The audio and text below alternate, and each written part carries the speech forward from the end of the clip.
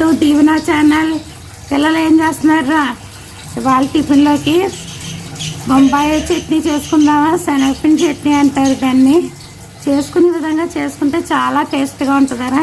ఇప్పుడు మనం అది ప్రిపేర్ చేసుకుందాం.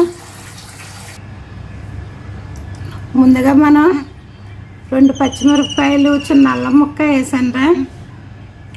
నూనె పోసాను. ఇప్పుడు మనం స్టవ్ వెలిగించుకుని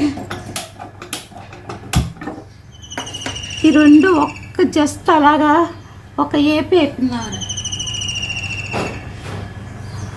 వేపించి తీసేస్తానమ్మా.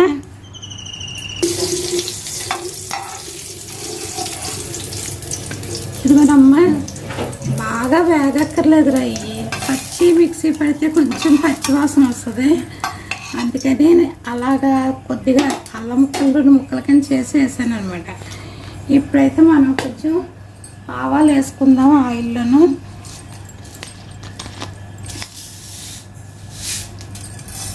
ఆవాలు వేసాను. తర్వాత పచ్చిశనగపప్పు, మినప్పప్పు, ఎండుమిరపకాయలు, ఇప్పుడు మనం జీలకర్ర కూడా యాడ్ చేసుకుందాం. పోపు సరుకులు వేగిపోతున్నాయి. కరివేపాకు కూడా యాడ్ చేసుకుందాం.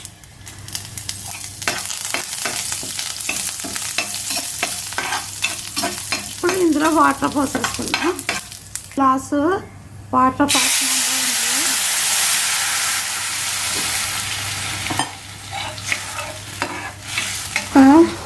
చిన్న గ్లాసులు పిండి తీసుకున్నాను. ఎందుకంటే వాళ్ళు ఎక్కువే చేస్తున్నాను.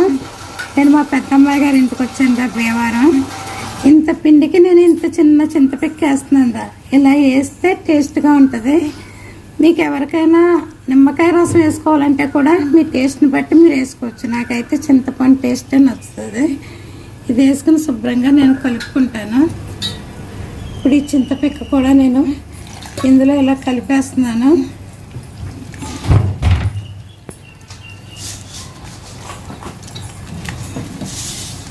పెట్టి కలపొచ్చు, కానీ త్వరగా కలవదు. ఇవి కొన్ని ఇలా చేతితో చేసుకుంటేనే త్వరగా అయిపోతాయి. ఇలా అయ్యని మనం చూపించటానికని అది ఇది పెడితే అవ్వదు రాన్న.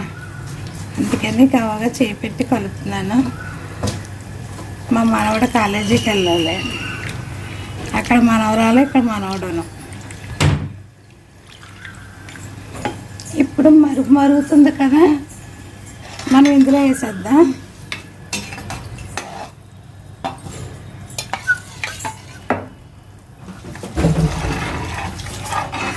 ఉండలు కట్టకుండా మనం తిప్పుకోవాలిరా.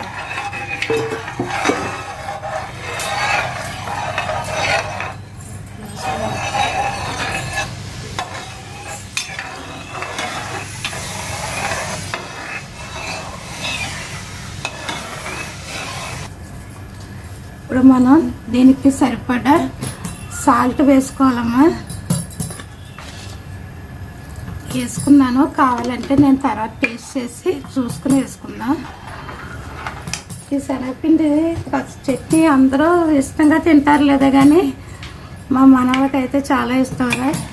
అందుకని తరచుగా చేస్తూ ఉంటాను. అలాగే మా అల్లుడి గారు కూడా బాగా తింటారు. పసుపు వేసుకోవాలిరా. కాస్త పసుపు వేసుకుని మనం ఇందాక అల్లమును పచ్చిమిరపకాయ కొద్దిగా పచ్చివాసన లేకుండా వేపించుకున్నాం చూడండి. అది ఇదిగోనమ్మా, శనగపిండి చట్నీ మనకు రెడీ అయిపోయింది. ఈ మాత్రం జారుగా ఉండాలి. శనగపిండి నీళ్ళలో పోయగానే ఉడికిపోయింది అనుకుంటా. అలా కాదమ్మా, కాసేపు మగ్గనే ఉంది. నేను అలాగే ఒక 10 నిమిషాలు ఉడికించాను. బబుల్స్ వచ్చాక ఉడికించాను. ఇప్పుడైతే నేను గిన్నెలో తీసేసుకుంటున్నాను. ఇలా కొద్దిగా కొత్తిమీర పైన వేసుకోండి, స్మెల్ బాగుంటుంది. మనకి టిఫిన్లోకి శనగపిండి చట్నీ రెడీ అయిపోయింది. చింతామణి చట్నీ అంటారు దీన్ని.